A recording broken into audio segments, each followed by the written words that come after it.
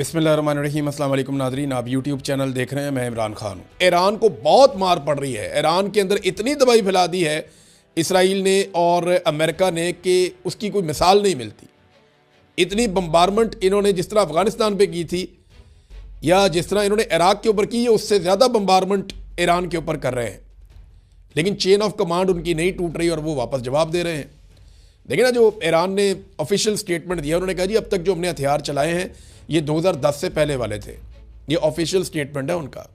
उन्होंने कहा 2010 से पहले वाले हथियार हमने चलाए हैं, उसके बाद वाले हथियार अब हम चलाना शुरू कर रहे हैं और अब जदीद हथियार आएंगे जो हम चलाएंगे। और इसके अंदर उन्होंने बताया जी हमारे बैलिस्टिक मिज़ाइल्स हैं कुछ और हाइपरसोनिक मिज़ाइल्स हैं और ये बेहतर हैं, अहदाफ के ऊपर बेहतरीन जाते हैं। अब डोनाल्ड ट्रंप ने ये कर दिया अमेरिका के साथ।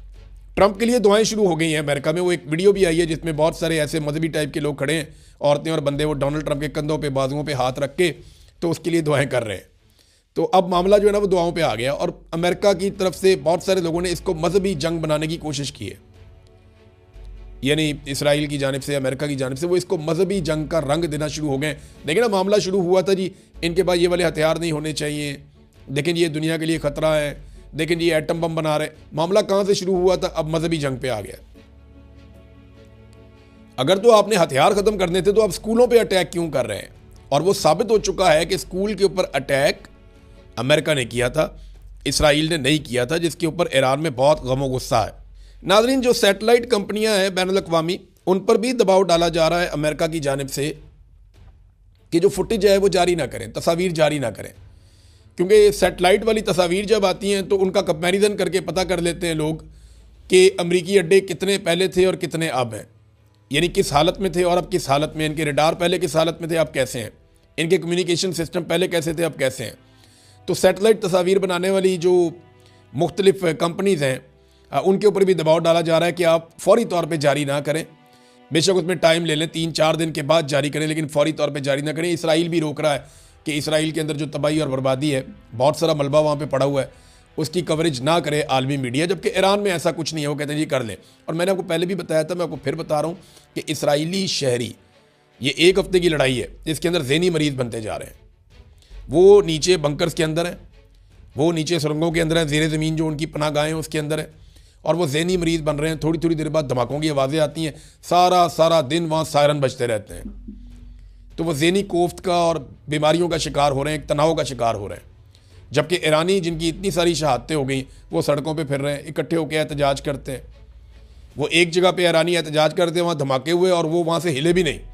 वहीं खड़े होकर उन्होंने खैबर खैबर के नारे लगाना शुरू कर दिए, हैदर हैदर के नारे लगाना शुरू कर दिए। ये नारे उन्हें ताकत देते हैं। वो आज़ाद होते चले जा रहे हैं और ये तनाव का और बीमारियों का शिकार होते चले जा रहे हैं, और ये फोबिया में मुब्तला हो जाएगी पूरी की पूरी कौम, जो इसराइल इनके साथ करवा रहा है इस वक्त। नाज़रीन, पाकिस्तान के लिए एक और बहुत बड़ी प्रॉब्लम खड़ी हो गई है पाकिस्तान की हुकूमत के लिए। वो प्रॉब्लम आपको बताने से पहले मैं आपको ये बताना चाहता हूँ कि पाकिस्तान ने कर्ज़े कितने ले लिए। वफाकी हुकूमत ने तबाही फेर दिया कर्ज़ों की। इनको नए जहाज़ चाहिए, अय्याशी चाहिए। उन जहाज़ों में अपनी नौकरानियाँ, अपनी बेटियाँ, उनके शौहर, उनके बच्चे, रिश्तेदार, लटरम पटरम सबको लेकर इनको जाना है। मेकअप आर्टिस्ट, ये वो सब, इन्होंने अपनी लाइफ एंजॉय करनी है महंगे महंगे जहाज़ लेकर। और मज़े की बात यह है कि वो इमरान खान साहब कहते थे ना कि बाहर से लोग हमारे मुल्क में नौकरियां करने आएंगे, ये मेरा ख्वाब है। वो ख्वाब मरीम नवाज़ ने पूरा कर दिया। मरीम नवाज़ का जो जहाज़ है उसके गैर मुल्की पायलट हैं और उनको डॉलरों के अंदर तनख्वाहें दी जाएंगी। कोई $38,000 बता रहे हैं एक की पता नहीं $32,000, ऐसे कुछ ज़्यादा तनख्वाहें उनकी। तो ये अब जो पायलट्स हैं मरीम नवाज़ के, वो गैर मुल्की हैं। गैर मुल्की क्यों है? कि जैसे ही इमरजेंसी होगी गैर मुल्की पायलट इनको लेके निकल जाएंगे। पाकिस्तानी पायलट होगा तो सवाल होगा, जवाब होगा, दबाव भी होगा, बात बाहर भी निकलेगी। गैर मुल्की पायलट है तो कोई बात नहीं निकलेगी, फ़ौरन लेके फ्लाई करेगा।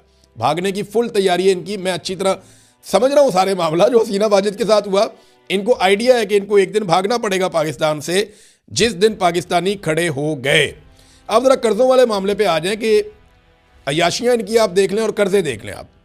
वफाकी हुकूमत का जो कर्ज़ा है वो 79,322 अरब रुपए की बुलंद तरीन सतह पे पहुँच गया है। एक साल में पाकिस्तान ने कर्जे लेने के सारे रिकॉर्ड तोड़ दिए हैं और ये स्टेट बैंक ऑफ पाकिस्तान की रिपोर्ट है, मैं नहीं कह रहा। स्टेट बैंक ऑफ पाकिस्तान कह रहा है कि वफाकी हुकूमत ने कर्जों में बहुत बड़ा इजाफा कर दिया है। फरवरी 2025 से लेकर जनवरी 2026 तक पूरे एक साल में जो मकामी कर्जे लिए हैं वो 5,734 अरब और बैरूनी कर्जे में 1,464 अरब रुपए का इजाफा किया। यानी टोटल जो कर्जों के अंदर इन्होंने इजाफा किया है वो 7,000 अरब से ज़्यादा का इजाफा कर दिया है। यानी 7,093 अरब रुपए कर्जा बढ़ गया है, जो पाकिस्तान का एक तारीखी रिकॉर्ड है। ये मुल्क को दिवालिया कर देंगे। अच्छा, इतना कर्जा लेकर ये लगाते कहाँ पे हैं? यानी रोज़ाना का 20 अरब का कर्जा ले रहा पाकिस्तान। अगर इस हिसाब से आप देखें 365 दिनों में इन्होंने 7,000 अरब से ज़्यादा का कर्जा ले लिया है। तो जितना कर्जा ये रोज़ाना ले रहे हैं वो लगा कहाँ रहे हैं? वो पैसा जा किधर रहा है? कौन सी चीज़ आप पाकिस्तान के अंदर बना रहे हैं?